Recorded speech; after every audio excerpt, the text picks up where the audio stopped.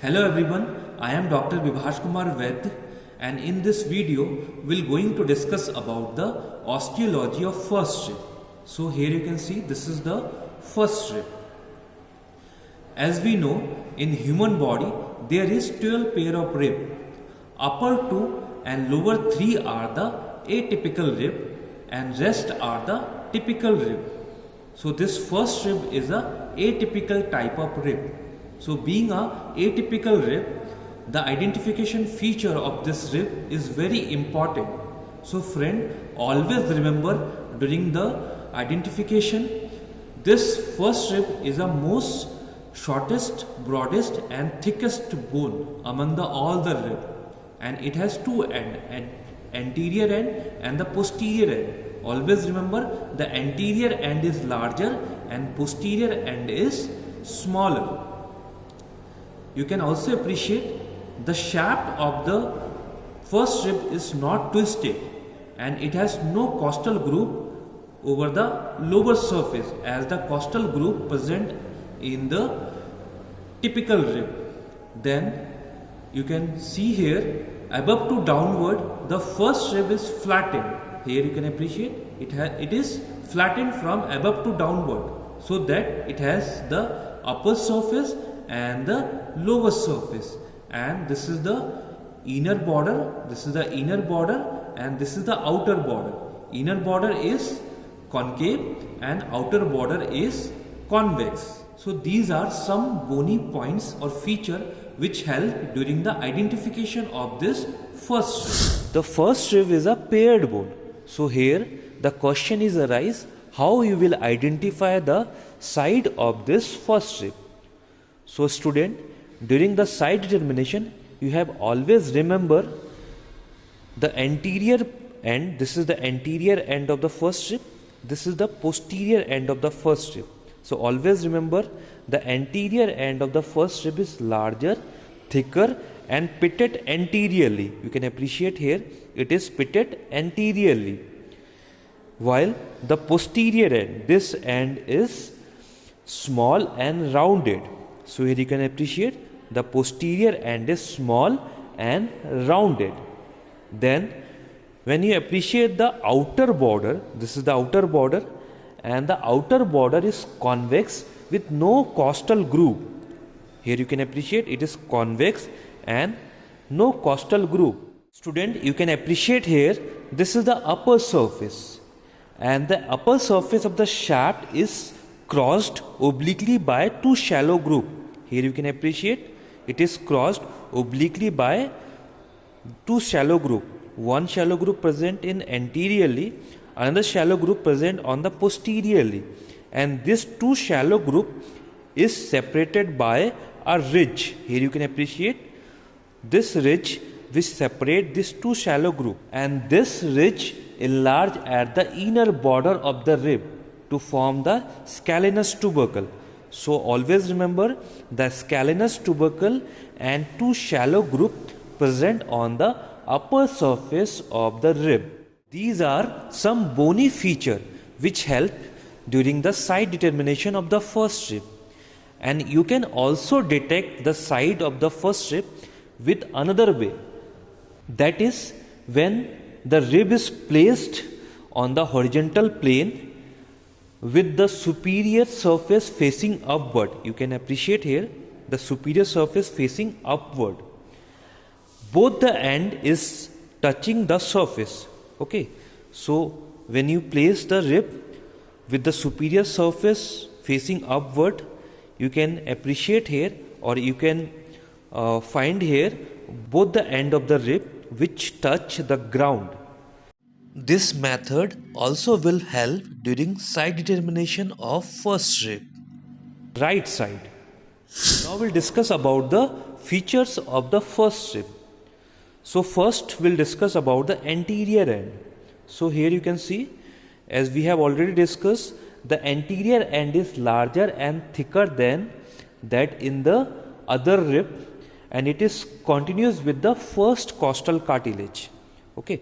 So anterior end also bears here a pitted groove, and this groove which provide attachment of the first costal cartilage.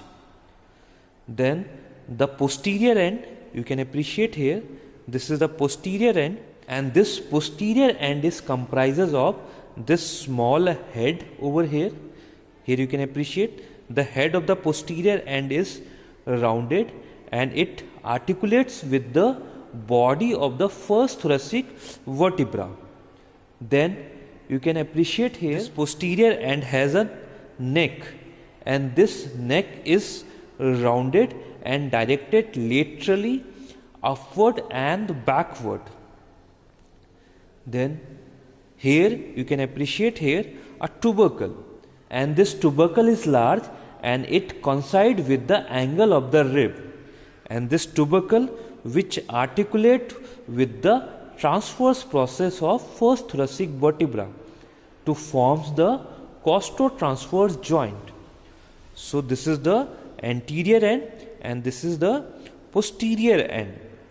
In between these two ends, here we can appreciate this is the shaft of the first rib, and this shaft is also known as the body of the first rib, and it has two surfaces, upper surface and the lower surface, and inner border and the outer border. So first here you can see the upper surface, as we have already discussed, it is marked by two shallow group by separated near the inner border by scalenus tubercle. So here you can appreciate this is the scalenus tubercle, and this tubercle which separate two shallow oblique group, one group present in anteriorly, another group present in the posteriorly. Then the lower surface, you can appreciate here, this is the lower surface of the first rib, and this lower surface is smooth and has no costal groove. The outer border, this is the outer border, and this outer border of the rib is convex and it thick behind. You can appreciate here posteriorly the outer surface is thick and anteriorly the outer surface is thin. Then this is the inner border, and this inner border is concave throughout. So this is about the feature of the first rib. Now we'll discuss about the attachments and relation of the first rib. So first, here this is the neck, and anterior to this neck, here we have a very important relations. From medial to lateral, this structure lies as the sympathetic chain, the posterior intercostal vein, the superior intercostal artery, and the ventral ramus of the first thoracic nerve. So these are the neurovascular structure which lies just anterior to the neck of the first rib. And you can also remember this important neurovascular structure with the help of one of the mnemonic, and this mnemonic is chain pulling the van. Chain stand for the sympathetic chain, V stand for the posterior intercostal vein, and A stand for the superior intercostal artery, and N stand for the ventral ramus of the first thoracic nerve.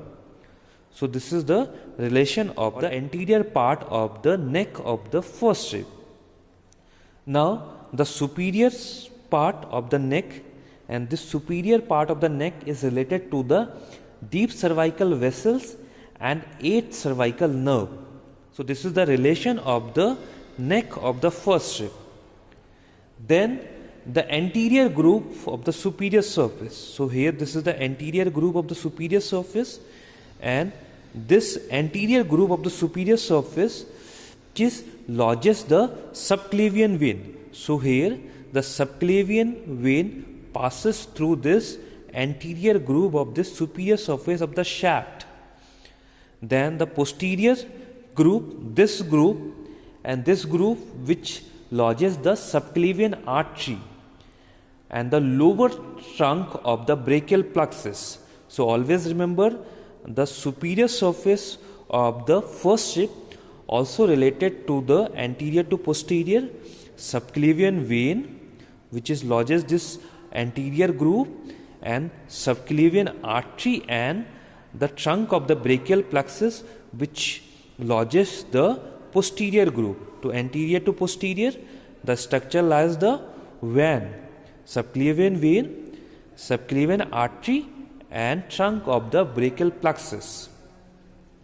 Then the structure attached to the upper surface, here you can see near the anterior end, here we have a attachment or origin of the subclavius muscles.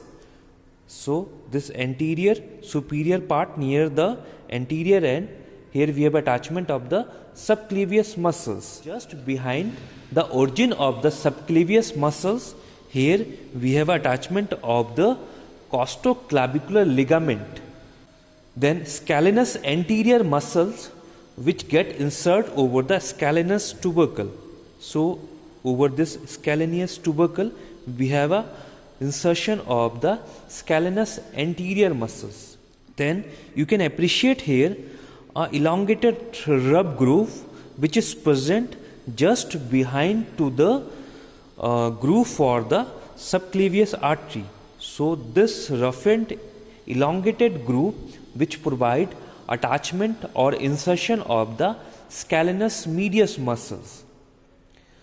Then attachment over the lower surface of the shaft. So this is the lower surface of the shaft. So here this lower surface which is covered by the costal pleura and the outer border of the lower surface which is related to a small first intercostal nerve. And this outer border also gives origin of some muscles like external intercostal muscles. The upper part of the first digitation of the serratus anterior muscles also takes origin from this outer border of the first rib. Just behind the groove, here this is a groove for the subclavian artery. The thick portion of the outer border is covered by the scalenus posterior muscles. So here this thick border which provide attachment of the scalenus posterior muscles. Then this is the inner border, and this inner border which give attachment of the suprapleural membrane. Here this border which give attachment of the suprapleural membrane. Then the tubercle, here you can appreciate this is the tubercle of the posterior end of the first rib, and this tubercle which give attachment to the lateral costotransverse ligament. So here we have attachment of the lateral costotransverse ligament. Now we'll discuss about little bit of the ossification of the first rib. The first rib ossify from one primary center for the shaft and only two secondary center, one for the head, so this head, and other for the tubercle. So this tubercle is ossified from the other secondary center. Otherwise it is ossified is similar to that the typical rib. In this video we have covered the identification feature, side determination, bony features, attachments and relations, and the ossification of the first rib. I hope all of you understood the video, and if you understood the video, then please do like, comment and subscribe our channel, and you can also share this session with your friends. Thank you for watching.